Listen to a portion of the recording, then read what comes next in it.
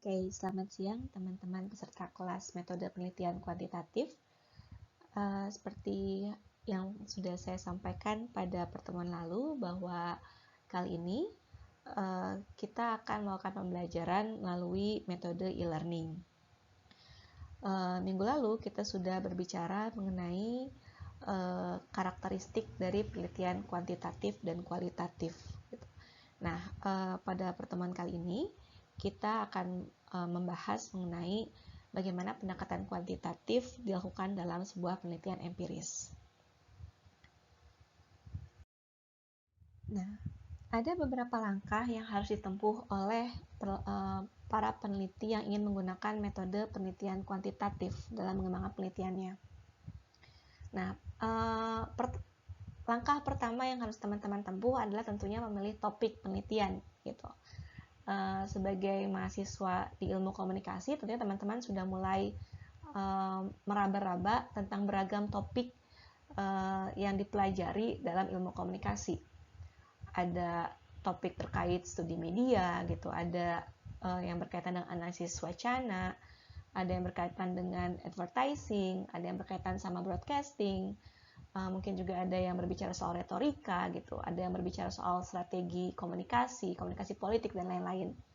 Nah, dari beragam topik yang teman-teman temukan atau yang teman-teman pelajari dalam ilmu komunikasi, teman-teman bisa mencari topik yang menjadi minat dari teman-teman untuk bisa dikembangkan menjadi sebuah penelitian.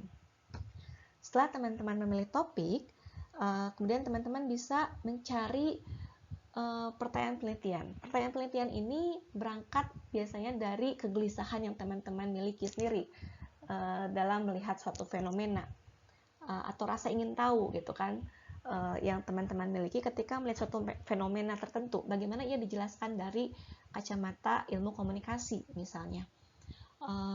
Atau juga bisa berangkat dari paradoks atau anomali yang teman-teman temukan. Misalnya teman-teman sudah mempelajari satu teori tertentu yang menjelaskan fenomena di sekitar teman-teman, tapi kemudian hari ini teman-teman menemukan sebuah fenomena yang mana realita tersebut berbeda dengan teori yang sudah teman-teman pelajari. Nah, artinya ada gap antara apa yang disampaikan atau apa yang dijelaskan oleh teori, terutama teori komunikasi, gitu kan, dengan fenomena yang teman-teman temukan di realita, gitu. Nah, itu bisa menjadi bekal bagi teman-teman untuk bisa membangun sebuah pertanyaan penelitian. Tentunya membangun pertanyaan penelitian ini artinya teman-teman perlu mengembangkan keterampilan tentang bagaimana mendudukkan fenomena tersebut tidak sekedar sebagai sebuah fenomena saja, melainkan didudukkan sebagai sebuah persoalan teoritis, gitu. Nah, tentunya bagaimana merancang pertanyaan penelitian ini sangat berkaitan dengan sejauh mana teman-teman juga menguasai teori dari teori-teori yang selama ini teman-teman pelajari terkait suatu topik tertentu, gitu. Nah, untuk mempermudah bagaimana suatu fenomena ini biasa didekati oleh berbagai teori, ada satu proses yang ini sangat fundamental dan tidak bisa tidak harus dilalui oleh seorang peneliti, yaitu adalah melakukan literatur review atau tinjauan pustaka, gitu. Tinjauan kepustakaan ini menjadi sangat membantu atau bahkan seringkali dilakukan sebagai proses preliminary research. Jadi artinya dia sebuah proses di awal atau sebuah proses yang mengawali proses riset itu sendiri, gitu. Melalui tinjauan kepustakaan, teman-teman bisa melihat bagaimana penelitian-penelitian terdahulu mendekati topik riset yang sedang teman-teman pilih. Bagaimana penelitian-penelitian yang ada atau perkembangan literatur terdahulu itu berbicara terkait suatu fenomena atau terkait suatu pertanyaan penelitian yang mungkin memiliki konseptualisasi yang mirip dengan pertanyaan teman-teman, gitu, meskipun fenomenanya berbeda misalnya. Atau bagaimana penelitian-penelitian terdahulu mencoba memahami suatu fenomena dengan berbagai metode penelitian, gitu. Nah, di sini teman-teman melakukan tinjauan terhadap penelitian-penelitian terdahulu untuk bisa membantu teman-teman memetakan bagaimana perkembangan literatur terdahulu atau bagaimana perkembangan literatur yang ada itu menyikapi sebuah topik tertentu, bagaimana ia menyikapi sebuah research problem tertentu, atau bagaimana penelitian-penelitian terdahulu terpetakan berdasarkan tujuan penelitiannya, gitu. Nah, proses pemetaan ini menjadi penting karena ia membantu teman-teman sebagai seorang peneliti nanti untuk bisa melihat posisi penelitian yang ingin teman-teman kembangkan. Di posisi apa penelitian teman-teman bisa mengisi kekosongan dari penelitian yang ada, gitu. Karena penelitian teman-teman tidak boleh plagiat, bukan gitu. Nah, penelitian teman-teman juga harus punya kontribusi keilmuan, bukan? Untuk bisa mengetahui di posisi apa dan titik atau ruang kosong apa yang akan atau yang bisa diisi oleh penelitian teman-teman. Hal itu bisa teman-teman lakukan melalui proses apa yang disebut dengan literatur review, gitu. Nah, setelah teman-teman melakukan proses literatur review, mengembangkan pertanyaan riset, kemudian teman-teman mulai merancang jawaban sementara dari pertanyaan tersebut, gitu. Seperti yang sudah kita bahas pada pertemuan sebelumnya, bahwa salah satu karakteristik utama dari penelitian kuantitatif yang dia didorong oleh cara berpikir deduktif adalah ia perlu memiliki hipotesis yang nanti perlu diujikan. Hipotesis ini perlu diverifikasi atau difalsifikasi. Apakah jawaban sementara ini meneguhkan teori yang digunakan atau justru membantah teori yang digunakan, gitu. Hipotesis ini juga berkaitan dengan bagaimana statement yang teman-teman kembangkan ketika berbicara terkait hubungan antara variabel-variabel yang sedang teman-teman identifikasi, gitu. Nanti kita akan berbicara lebih dalam mengenai variabel dalam penelitian kuantitatif. Hanya ketika teman-teman sudah merancang hipotesis, artinya teman-teman sudah tahu dalam kerangka apa penelitian teman-teman ini akan diarahkan. Artinya dia diarahkan untuk membuktikan apakah jawaban sementara yang teman-teman kembangkan itu terbukti atau perlu di-reject, gitu. Nah, setelah merancang hipotesis, kemudian teman-teman mulai melakukan prosedur atau proses operasionalisasi penelitian, yaitu melakukan pengambilan data. Nah, pengambilan data ini metodenya beragam. Ada yang menggunakan metode survei, ada yang menggunakan eksperimen, gitu kan, experimental research. Ada yang juga menggunakan analisis konten atau content analysis, gitu. Ada juga yang melakukan meta analysis, gitu. Berbagai metode pencarian data itu sangat berkaitan dengan subjek penelitian yang teman-teman teliti. Juga berkaitan dengan bagaimana hipotesis teman-teman itu perlu diujikan, gitu. Selanjutnya, setelah teman-teman mengumpulkan data, jika teman-teman melakukan survei, artinya sudah menentukan sampling, sudah menentukan populasi apa yang sedang teman-teman teliti atau yang teman-teman ingin cari tahu, sudah menentukan bagaimana mengambil sampelnya, bagaimana teknik mengambil sampel, dilakukan dengan cara apa, itu bagian dari collecting data.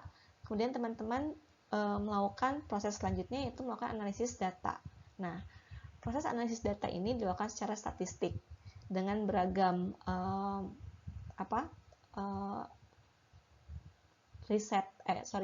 dengan beragam research tool. Ada SPSS, ada Excel statistik, ada Stata, ada beragam instrumen analisis data, gitu, yang bisa teman-teman pakai. Dalam kelas kita, nanti kita akan mencoba menggunakan SPSS atau Excel statistik, gitu. Setelah teman-teman melakukan analisis data, gitu kan, sudah ada sebuah data yang bisa teman-teman hasilkan dari research tool yang teman-teman pilih. Kemudian teman-teman perlu melakukan interpretasi data yang biasanya itu dilalui melalui visualisasi data dulu. Bagaimana visualisasi data yang dihasilkan membantu teman-teman untuk bisa melihat hubungan antara variabel independen dan variabel dependent, gitu. apakah hubungannya korelasional atau kausal. Nah, hasil interpretasi tersebut kemudian teman-teman deskripsikan dalam sebuah hasil penelitian yang kemudian nanti bisa teman-teman publikasikan atau diseminasikan dalam beragam cara gitu. Di level mahasiswa S1, proses diseminasi itu dilakukan melalui publikasi skripsi teman-teman, yang kemudian juga nanti bisa didiseminasikan melalui jurnal ilmiah misalnya, begitu.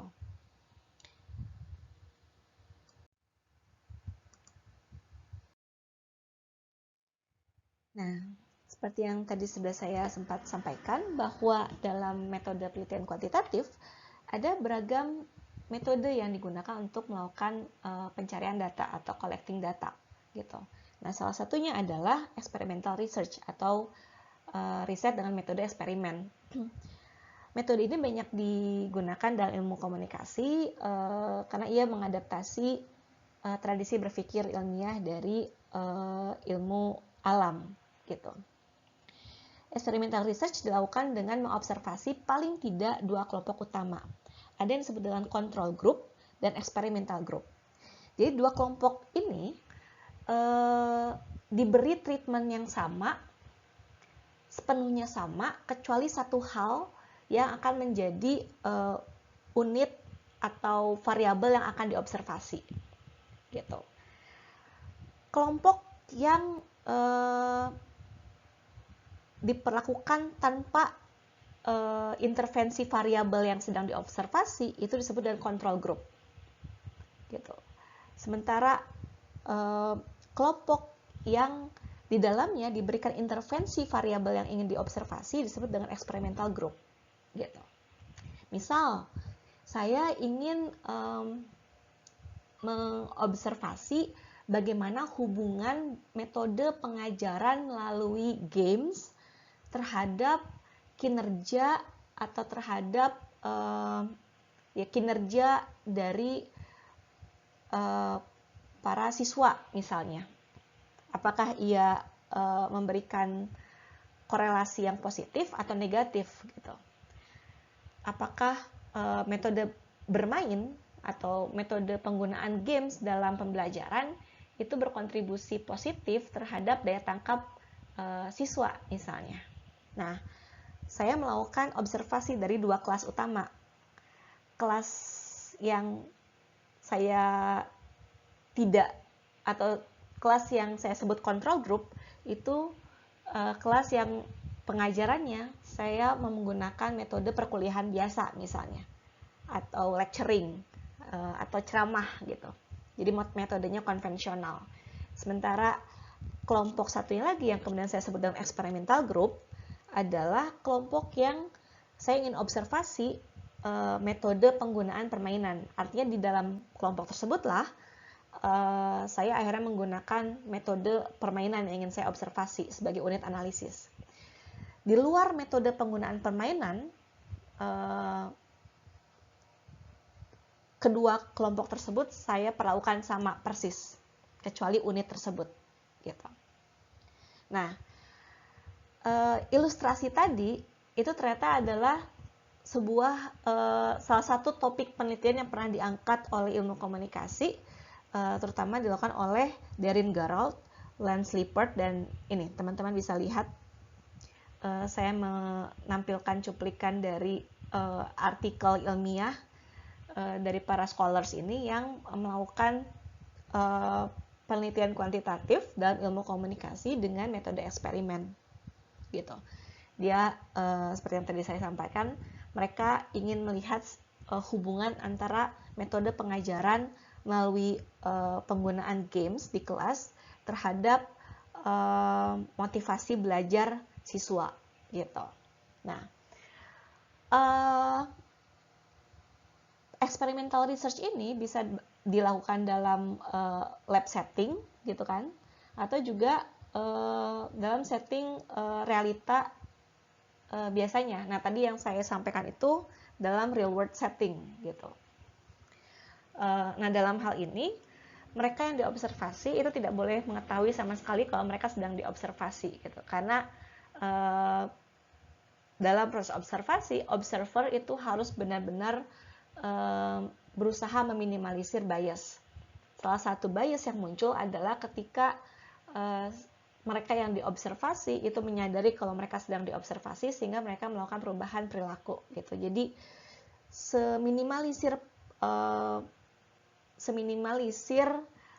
bagaimana observer itu muncul atau bagaimana mereka yang diobservasi tidak menyadari dirinya diobservasi semakin baik gitu. Selain metode eksperimen, metode lainnya yang juga cukup banyak digunakan dalam berbagai metode penelitian kuantitatif dalam ilmu sosial adalah juga melakukan survei. Nah, ini seperti kita bahas sebelumnya. Dalam melakukan survei artinya berarti teman-teman para peneliti perlu menentukan dulu populasi apa yang ingin diteliti gitu. Misal yang ingin diteliti adalah para konsumen dari penyedia layanan jasa profesional misalnya. Dan sampel yang dilakukan misalnya dilakukan di 3 kota utama di mana layanan jasa itu berkembang cukup pesat di Indonesia, misalnya di Surabaya, Jakarta, dan Medan misalnya. Dilakukan dengan memilih secara random 30-100 konsumen dari 5 jasa utama misalnya, yaitu kedokteran atau jasa medis, jasa konsultasi hukum misalnya, dan lain-lain kayak gitu. Nah, artinya di sini perlu adanya penentuan populasi, penentuan sampel gitu. Sampel yang baik itu paling tidak di atas 30 gitu kan, agar angka biasnya itu atau distribusinya bisa dianggap normal. Nanti kita akan banyak berbicara soal bagaimana standar distribusi yang dianggap normal dalam analisis statistika. Nah, dan hasil dari respon para partisipan itu nantinya akan dikonversikan dalam bentuk-bentuk yang bisa dianalisis secara statistik gitu.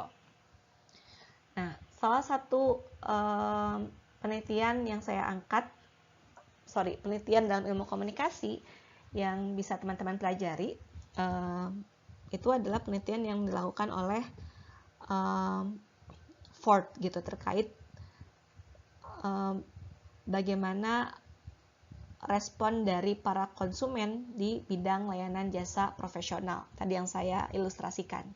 Nah, saya tidak akan bicara banyak karena sebenarnya saya ingin teman-teman melakukan literatur review terhadap beberapa artikel yang akan saya pilih ini gitu. Ini metode survei, bagaimana metode survei dilakukan dalam ilmu komunikasi, itu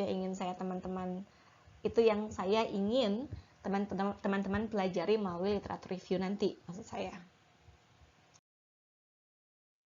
Nah, metode selanjutnya adalah content analysis atau analisis konten. Metode ini cukup banyak diangkat dalam ilmu komunikasi, terutama dalam melihat representasi suatu fenomena gitu. Nah, representasi ini biasanya dilihat dari atau dihitung dari jumlah kejadian munculnya fenomena tersebut gitu.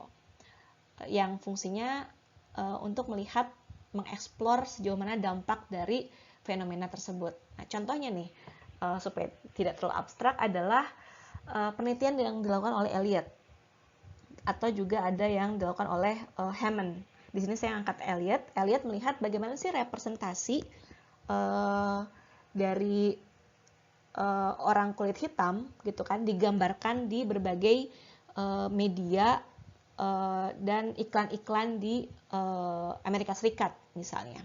Kemudian juga ada Hammond. Hammond ini salah satu scholars dalam studi ilmu komunikasi juga, tapi di sini saya tidak menghadirkan contoh publikasinya. Dia mengkaji dia melihat beberapa channel network gitu kan, jaring TV kabel di Amerika Serikat. Misalnya dia melihat ABC, terus juga memilih beberapa channel TV kabel lainnya.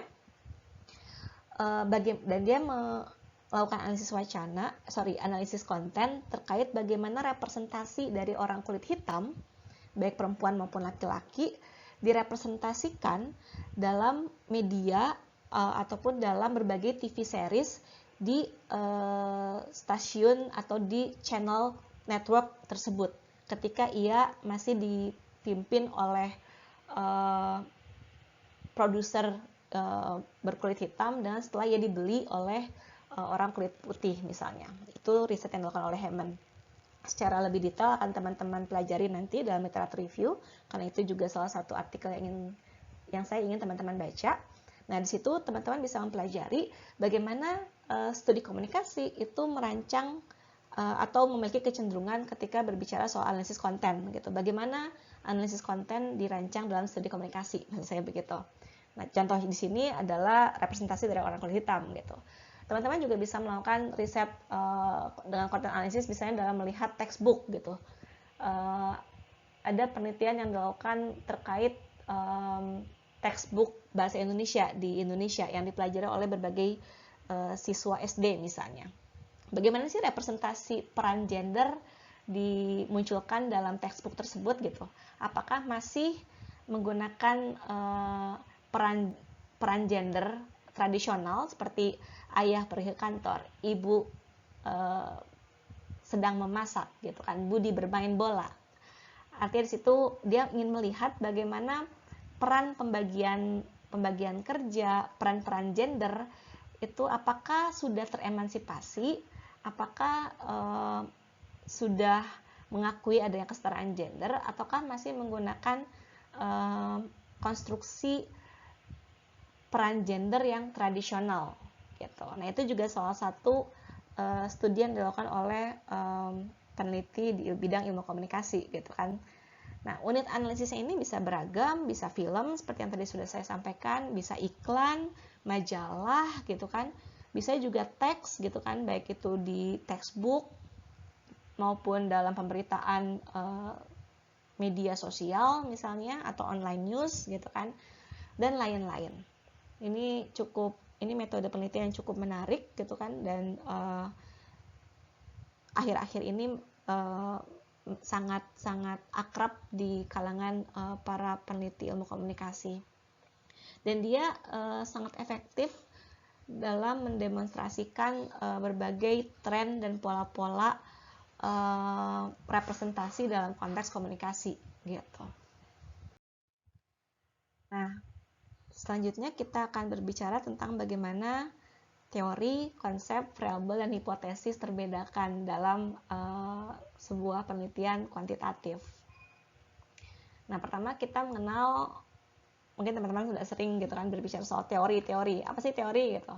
Ya, secara sederhana kita bisa definisikan teori sebagai sebuah penjelasan sederhana tentang bagaimana dunia bekerja gitu.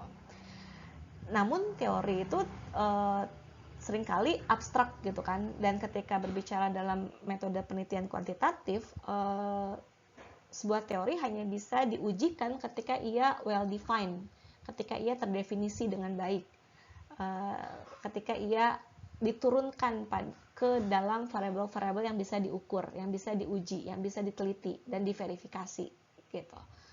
Itu kenapa kemudian kita mengenal ada yang disebut dengan konsep dan konstruk gitu. Secara sederhana, konsep itu juga sama, sebuah generalisasi dari gagasan mengenai sesuatu yang bermakna.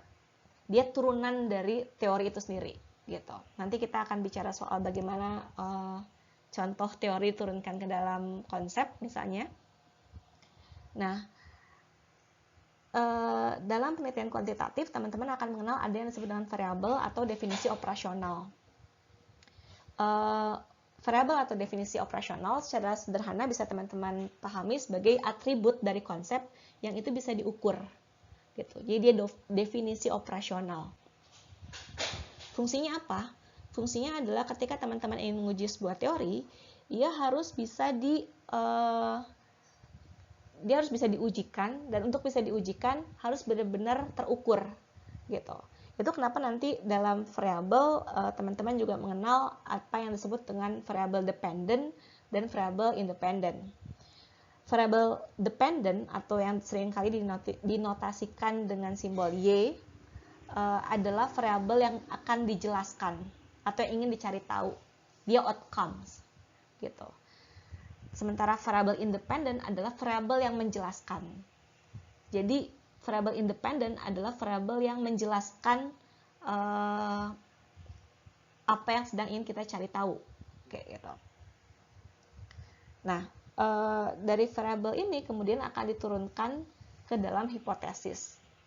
Hipotesis ini berbicara soal apa sih jawaban sementara yang dia diturunkan dari teori untuk bisa melihat hubungan antara variabel dependent dan variabel independent. Apakah variabel independent itu berhubungan dengan variabel dependent, dan ketika berhubungan apakah dia memiliki hubungan yang korelasional ataukah kausal gitu. Nah, untuk bisa memudahkan teman-teman memahami, misalnya karena saya datang dari ilmu hubungan internasional, saya memberikan ilustrasi yang mudah bagi saya. Jadi kalau dalam hubungan internasional ada salah satu teori yang cukup besar dan ini cukup lama gitu kan, dikembangkan sejak Immanuel Kant dari Perpetual Peace. Anyway, misalnya teori yang ingin saya ujikan adalah teori dalam hubungan internasional terkait democratic peace gitu, yang disebut dengan democratic peace. Teori ini secara sederhana itu memiliki premis bahwa negara-negara yang memiliki sistem pemerintahan yang demokratis itu memiliki kecenderungan untuk menghindari konflik satu sama lain. Semakin suatu negara itu demokratis, ia akan menghindari untuk terlibat konflik dengan sesama negara demokratis gitu. Nah, untuk bisa mengujikan teori ini, tentunya saya perlu menurunkan democratic peace ini ke dalam konsep-konsep yang lebih kecil gitu, yang tidak seabstrak democratic peace gitu kan. Nah, dari teori democratic peace itu saya bisa mengidentifikasi misalnya ada dua konsep besar, yaitu konsep demokrasi dan konsep konflik. Nah, tapi konsep demokrasi dan konsep konflik ini juga masih terlalu besar untuk bisa diujikan gitu.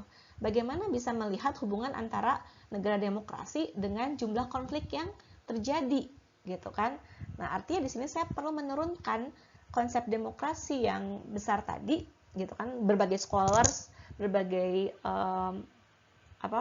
scholars dalam hubungan internasional atau dalam ilmu politik internasional itu punya beragam teori dan berbagai konsep tentang apa itu negara demokrasi, apa itu demokrasi, dan dari berbagai teori tersebut kemudian misalnya saya mencoba untuk mengidentifikasi aspek-aspek yang bisa saya ukur ke dalam variabel-variabel yang lebih terukur ke dalam definisi operasional gitu. Maka selanjutnya dalam melakukan pengujian kuantitatif tadi terhadap teori democratic peace, saya mencoba mengidentifikasi misalnya demokrasi itu menurut scholars A, B, C, D itu bisa dilihat dari apakah suatu negara itu memiliki atau menerapkan demokrasi secara institusional gitu kan. Jadi dilihat lembaganya. Itu adalah tolak ukur paling minim dari satu negara demokrasi. Paling tidak dia punya undang-undang yang mengakui kebebasan berpendapat misalnya. Dia punya lembaga yang memastikan bahwa pergantian pemimpin itu dilakukan secara reguler gitu kan, sehingga mencegah adanya sistem otoriter gitu misalnya. Terus ada yang disebut dengan politis course, artinya birokrasi itu menjalankan check and balance gitu. Di dalam ilmu HI yang menerapkan pendekatan kuantitatif sudah ada beberapa indeks gitu kan yang meneliti politis score ini. Jadi negara yang dapat skor dia range-nya itu dari minus 10 ke 10. Minus 10 itu berarti dia full otoritarian dan yang mendapatkan skor 10 itu berarti sepenuhnya liberal demokrasi gitu. Ini contoh ya teman-teman. Kemudian apakah negara itu juga menerapkan kebebasan berekspresi gitu, apakah dijamin dalam undang-undang dan lain-lain. Juga apakah ada pemilihan umum gitu yang dilakukan secara reguler, bagaimana pemilihan umum itu dilakukan, berapa partainya, dan lain-lain misalnya. Artinya saya perlu melihat atau menurunkan konsep-konsep yang akan saya ujikan tersebut dalam variabel-variabel yang kemudian terukur gitu. Dan masing-masing konsep ini sebenarnya saya sedang mencontohkan penelitian kuantitatif yang sudah pernah dijalankan oleh scholars HI gitu kan. Jadi ini lebih mudah saya jelaskan. Pada aspek-aspek yang saya sebutkan ini sudah ada indeksnya bahkan gitu. Nah kemudian konflik, bagaimana mendefinisikan konflik gitu. Nah kemudian juga saya turunkan, konflik itu bisa berupa ketika suatu negara atau pemimpin negara melakukan ujaran ancaman terhadap negara lain, dan ancaman itu bisa melalui pidato kepresidenan, bisa melalui press release, bisa saya amati melalui tweet gitu kan, karena sekarang zamannya pemimpin negara juga main tweet gitu kan. Kita lihat bagaimana Trump itu intens sekali mengancam ABCD gitu ya, mengancam berbagai pemimpin negara lainnya, sampai selebriti juga diserang gitu kan lewat Twitternya gitu. Dan sekarang Twitter juga bisa menjadi salah satu sarana yang bisa diobservasi oleh peneliti untuk bisa melihat perilaku pemimpin gitu. Kemudian juga konflik saya definisikan sebagai upaya untuk unjuk gigi, unjuk kekuatan gitu. Biasanya kalau beberapa negara melakukan show of force-nya itu dengan melakukan parade alutsista. Alutsista itu persenjataan yang dimiliki. Show of force juga bisa dilakukan dengan anggaran militer yang dimiliki. Ketika dia mengumumkan bahwa APBN negaranya itu memberikan alokasi yang lebih besar pada peningkatan belanja militer misalnya. Itu juga salah satu upaya untuk menunjukkan kekuatan yang juga menjadi indikasi dari konflik gitu. Juga penggunaan kekuatan itu sendiri gitu. Kita lihat bagaimana negara bisa berkonflik ketika negara tetangga misalnya mengirimkan kapal marinirnya sudah memasuki wilayah perairan negara lain misalnya. Atau juga biasanya penggunaan kekuatan bersenjata ini juga bisa muncul di perbatasan gitu kan. Bagaimana tiba-tiba tank suatu negara itu bisa memasuki wilayah negara lain atau wilayah masih disengketakan misalnya. Konflik juga saya definisikan lewat embargo ekonomi gitu kan. Berarti ketika satu negara itu mengembargo negara lain gitu kan, dia sudah terlibat konflik gitu. Nah, kemudian juga perang terbuka gitu.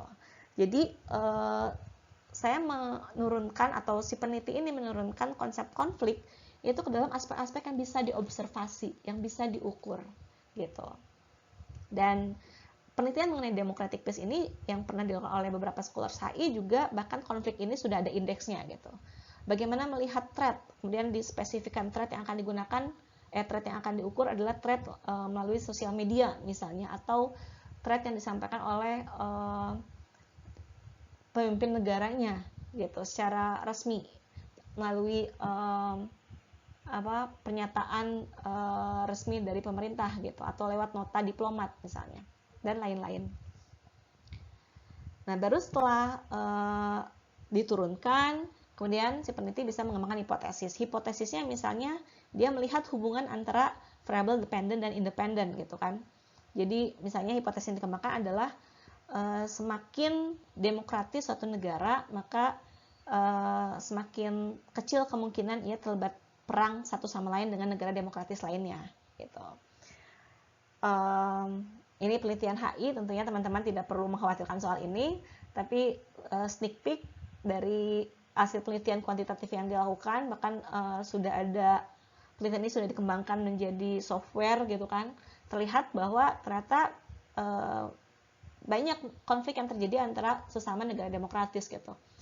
Di tahun 90 sampai 2000 misalnya, konflik antara Amerika Serikat dan Kanada itu cukup banyak gitu, meskipun tidak sampai berakhir pada perang gitu, tapi konflik ancaman itu juga sering muncul gitu. Suatu yang seringkali kita tidak perkirakan gitu kan dalam common sense. Tapi ketika diteliti, dilihat datanya, oh ternyata cukup banyak ya gitu. Atau konflik antara Inggris dengan Jerman misalnya di tahun 90-an. Sesama negara barat, sesama negara neoliberal, sesama negara demokratis, tapi ternyata oh tetap ada ya konflik di antara mereka gitu.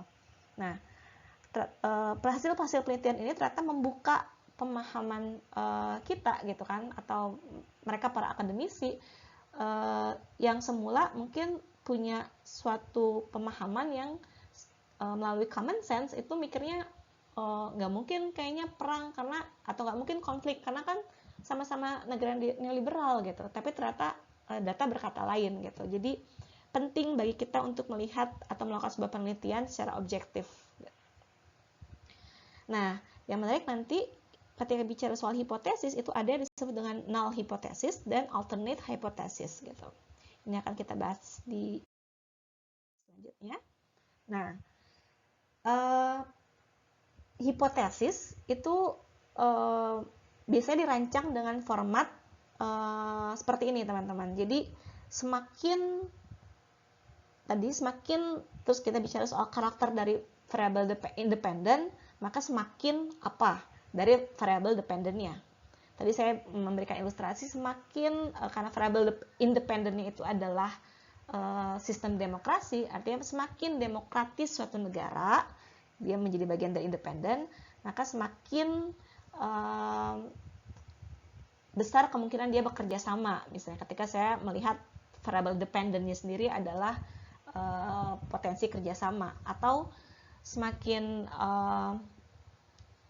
demokratis suatu negara, semakin kecil kemungkinan ia terlibat konflik dengan negara lain, misalnya begitu. Artinya berarti tergantung kita, jadi yang kita tekankan adalah hubungannya, apakah jika independen semakin tinggi, apakah dependennya juga semakin tinggi, artinya berarti dia memiliki korelasi yang positif, atau apakah ketika variabel independen semakin tinggi, variabel dependennya semakin rendah gitu. Tergantung apa yang didefinisikan sebagai variabel dependen dan apa yang diidentifikasi sebagai variabel independen gitu. Begitu. Jadi umumnya hipotesis dirancang dengan format seperti ini.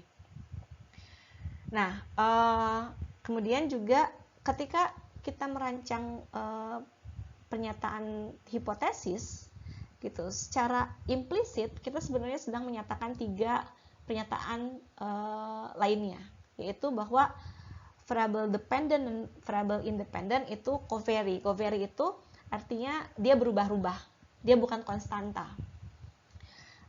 Hanya dia dalam kondisi perubahan atau variasi yang terjadi pada variabel dependent itu hanya bisa dijelaskan ketika atau dijelaskan oleh variasi yang terjadi pada variabel dependent gitu. Jadi variasi pada ini saya salah. Jadi variasi pada variabel dependent atau Y hanya bisa dijelaskan oleh variasi yang terjadi pada variabel independent atau X gitu ya. Kemudian perubahan yang terjadi pada variabel independent atau X itu selalu mendahului perubahan yang terjadi pada variabel Y gitu, atau variabel dependent. Artinya ketika saya melihat hubungan antara mendengar musik klasik dengan tingkat konsentrasi misalnya, nah perubahan pada variasi atau perubahan pada variabel musik itu pasti mendahului perubahan pada variabel konsentrasi dari mereka yang mendengarkan musik klasik misalnya. Jadi peneliti artinya perlu mengidentifikasi mana nih yang jadi variabel dependent, mana yang variabel independent gitu. Mana yang mau diteliti atau mana yang mau dicari tahu, dan mana yang menjelaskan, mana yang mempengaruhi gitu. Dan kemudian juga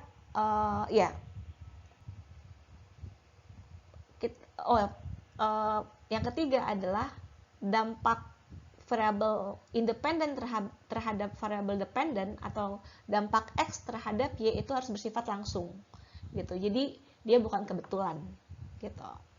Nah, kemudian tadi sudah kita sempat sampaikan bahwa hipotesis pun terbagi menjadi dua gitu, null hypothesis dan alternative hypothesis. Null hypothesis itu mengasumsikan bahwa tidak ada asosiasi atau tidak ada hubungan antara variabel independen dan variabel dependent gitu. Sementara variabel atau hipotesis alternatif itu justru mengasumsikan bahwa kedua variabel punya hubungan. Nah, asumsinya seperti apa itu yang kemudian dirancang. Apakah dia berkorelasi secara positif atau negatif gitu. Hanya dalam berbagai penelitian, umumnya para peneliti itu hanya menyatakan alternatif hipotesisnya aja gitu. Jadi null hipotesisnya tidak disampaikan secara tersurat gitu kan. Itu kenapa alternatif hipotesis itu disebut juga dengan research hypothesis gitu, karena hipotesis inilah yang akan diujikan gitu, apakah terbukti atau tidak gitu.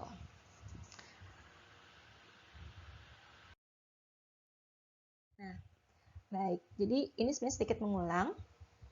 Intinya proses penelitian kuantitatif itu bersifat deduktif, jadi dia selalu didorong oleh teori.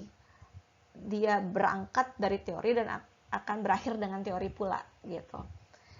Jadi penelitian yang baik itu selalu mengawali perancangan pertanyaan penelitian dan hipotesisnya diturunkan secara teoritis gitu kan.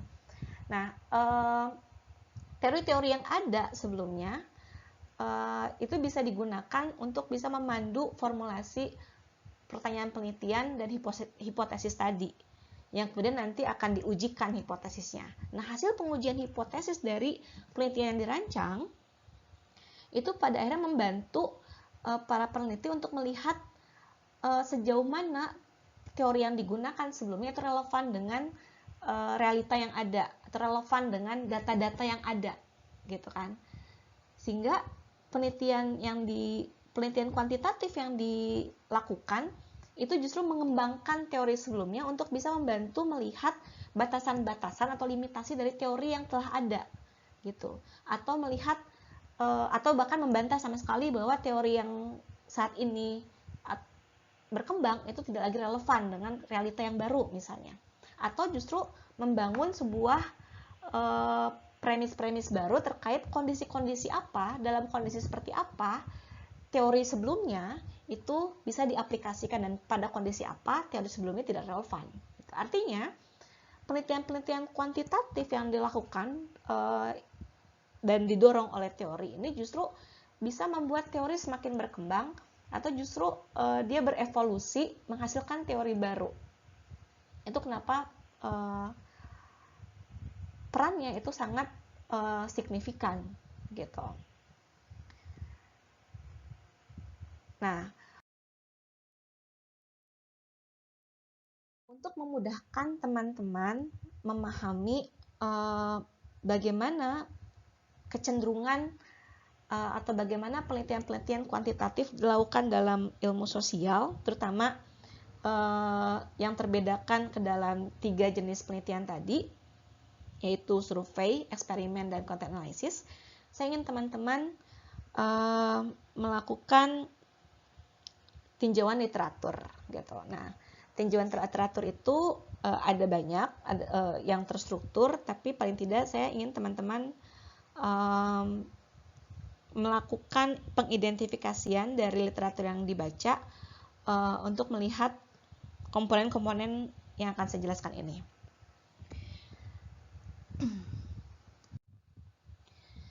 Nah, dalam literatur review yang akan teman-teman nanti lakukan, tentunya teman-teman dalam hal ini masih berlatih ya, jadi yang teman-teman review baru 1 artikel gitu. Sementara kalau teman-teman nanti melakukan penelitian yang sesungguhnya, yang akan teman-teman review itu bisa ratusan jurnal gitu, karena teman-teman harus secara seksama, secara teliti melihat bagaimana keberadaan atau kecenderungan dari penelitian-penelitian yang berkembang terkait suatu topik tertentu gitu. Tapi di sini kita berlatih biar teman-teman nanti ketika teman-teman melakukan penelitian yang sesungguhnya, ketika teman-teman melakukan skripsi, teman-teman tidak lagi canggung untuk bisa melalui proses yang sangat fundamental dalam persiapan penelitian, yaitu literatur review. Gitu. Komponen pertama yang perlu teman-teman identifikasi dari artikel yang akan teman-teman baca nanti adalah fenomenanya, yang itu ada di latar belakang. Jadi teman-teman perlu mengidentifikasi bagaimana penulis menyajikan pengantar yang berfungsi menjelaskan duduk perkara dan urgensi dari persoalan yang sedang dibahas atau yang sedang diajukan. Di sini artinya introduction atau pengantar itu berfungsi untuk menyituasikan, mendudukkan persoalan dan pembahasannya dalam khasanah perdebatan akademik yang ada. Gitu. Jadi fenomena apa nih yang sedang diangkat? Terus gimana dia mendudukkan fenomena tersebut gitu. Misalnya Newton gitu kan. Sebelum ini saya ngambil contoh sederhana aja ya. Fenomena yang dia lihat itu apel jatuh dari pohon, dan sebelum Newton duduk di bawah pohon gitu kan, atau dekat-dekat dengan pohon gitu, sudah ada beratus-ratus ribu apel yang pernah jatuh dari pohonnya gitu. Tapi ketika Newton melihat apel jatuh dari pohon gitu kan, dia hubungkan dengan formulasi-formulasi fisika yang kemudian disebut dengan atau yang kita kenal sekarang dengan teori gravitasi misalnya. Nah, fenomenanya itu apel jatuh dari pohon, tapi ternyata dia mendudukkan perkaranya dalam sebuah, ya saya sendiri tidak mengerti teori fisikanya gitu kan, yang kemudian akhirnya dia formulasikan menjadi teori gravitasi gitu. Nah, di sini juga teman-teman perlu mengidentifikasi bagaimana penulis atau scholars yang akhirnya menyajikan hasil penelitiannya lewat artikel melalui jurnal ilmiah itu menyajikan fenomena yang sedang diteliti. Studi kasusnya apa nih gitu kan? Kadang dia bicara soal fenomena khusus, tapi sebenarnya yang mau dibicarakan bukan fenomena itu aja. Dia kemudian membangun peristiwa konkret itu untuk memantik sebuah pertanyaan ilmiah. Nah, di sini artinya peran bagaimana si penulis melakukan problematisasi dan merancang pertanyaan penelitiannya. Artinya, bagaimana suatu peristiwa konkret atau fenomena tertentu itu memantik pertanyaan dari si penulis untuk bisa melihat bagaimana persoalan fenomena tersebut dilihat dari kacamata teoritis. Jadi ada anomali apa, ada kontradiksi apa yang sedang dia hadirkan, gitu. Ada paradoks apa, gitu kan? Nah, di sini artinya yang perlu teman-teman identifikasi dari proses ini adalah bagaimana si penulis dalam artikel ilmiah yang akan teman-teman baca nanti itu berusaha untuk mendiskusikan fenomena yang terjadi dan menarik implikasinya ke hal-hal di luar fenomena tersebut gitu. Artinya di sini dia sedang melakukan proses pengembangan argumentasi. Bagaimana si peneliti atau si penulis mendudukkan suatu fenomena dalam persoalan teoritis, dalam persoalan atau perdebatan akademik gitu. Di situ akan teman-teman akan belajar, oh ternyata satu fenomena yang bisa terjadi sehari-hari itu bisa menjadi sebuah pertanyaan ilmiah. Bagaimana proses pertanyaan ilmiah itu dirancang, itu yang harus teman-teman kenali gitu. Di awal-awal mungkin teman-teman bingung, tapi semakin sering teman-teman membaca jurnal ilmiah, teman-teman akan semakin terlatih dan semakin akrab gitu dengan proses ini. Ternyata ada yang disebut dengan proses problematisasi gitu. Suatu fenomena itu bisa menjadi problem tanpa tidak begitu saja, tapi dirancang, dibangun gitu melalui proses argumentasi dari si penulis gitu. Nah, kemudian teman-teman di sini juga teman-teman perlu menarik apa nih pernyataan permasalahan atau problem statement yang disampaikan oleh si peneliti. Beberapa penelitian ilmiah atau beberapa artikel dalam jurnal ilmiah tidak secara eksplisit menyatakan bahwa artikel ini mempertanyakan bla bla bla dengan akhirnya tanda tanya, tapi seringkali itu disampaikan secara implisit. Jadi teman-teman perlu punya keahlian untuk mencari tahu apa sih pertanyaan penelitiannya jadinya gitu kan. Nah, itu harus teman-teman mulai kenali gitu. Dan itu nggak bisa dilatih begitu saja. Teman-teman harus melakukan do the work gitu ya. Dan kerja yang dilakukan adalah membaca gitu.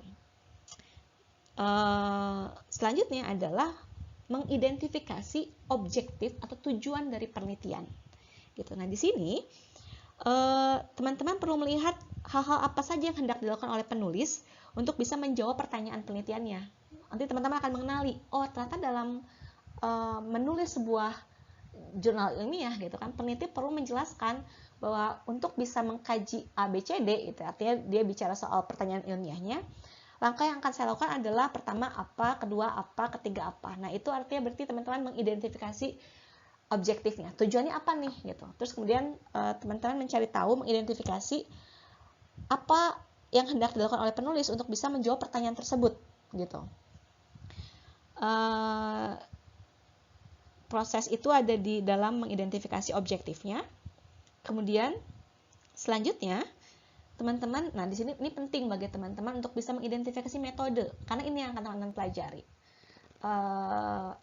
Di sini teman-teman perlu punya kemampuan yang itu dilatih melalui penugasan-penugasan seperti ini untuk bisa mengidentifikasi, mengenali bagaimana sih kecenderungan penelitian-penelitian yang ada dalam merancang metode penelitiannya, gitu.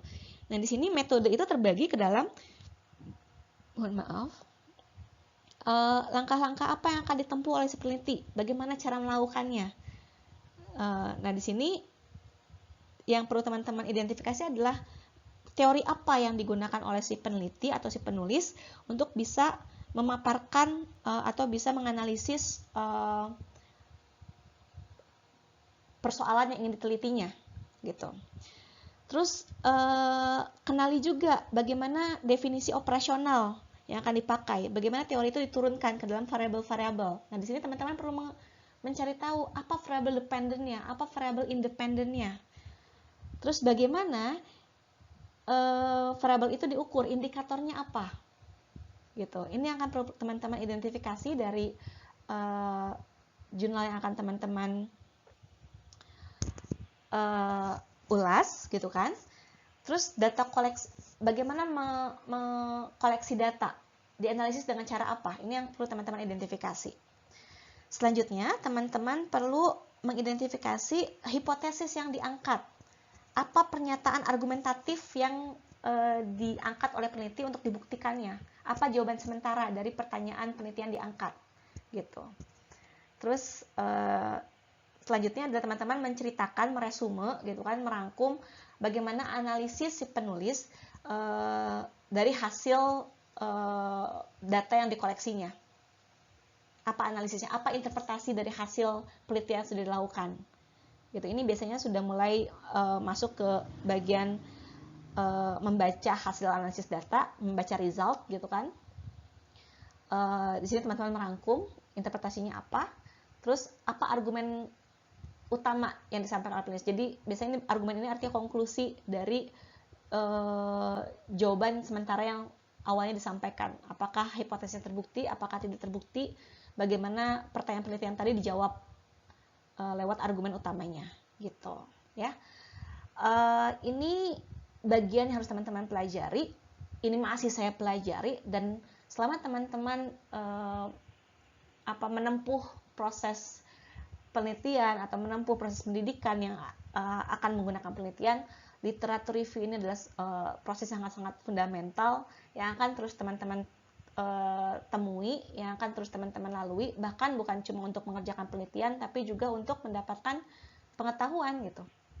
Jadi di sini teman-teman berlatih bagaimana merancang ulasan atau merancang tinjauan kepustakaan yang sistematis, gitu. Ini sangat fundamental untuk membantu teman-teman dalam melihat bagaimana sebuah rancangan penelitian dilakukan.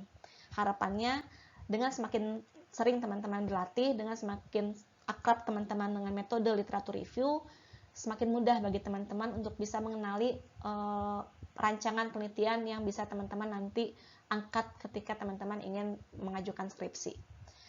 Tentang artikel yang akan teman-teman perlu bahas nanti akan saya sampaikan melalui media koordinasi kita ya, yaitu WhatsApp group, gitu. Oke, sampai di sini saya ucapkan terima kasih. Kita akan bertemu 2 minggu lagi karena saya ingin memberi waktu teman-teman untuk mengerjakan tinjauan literatur yang mumpuni untuk bisa memahami bagaimana pendekatan kuantitatif itu umumnya dilakukan oleh berbagai scholars dalam ilmu komunikasi. Akhir kata, saya ucapkan selamat sore. Wassalamualaikum warahmatullahi wabarakatuh.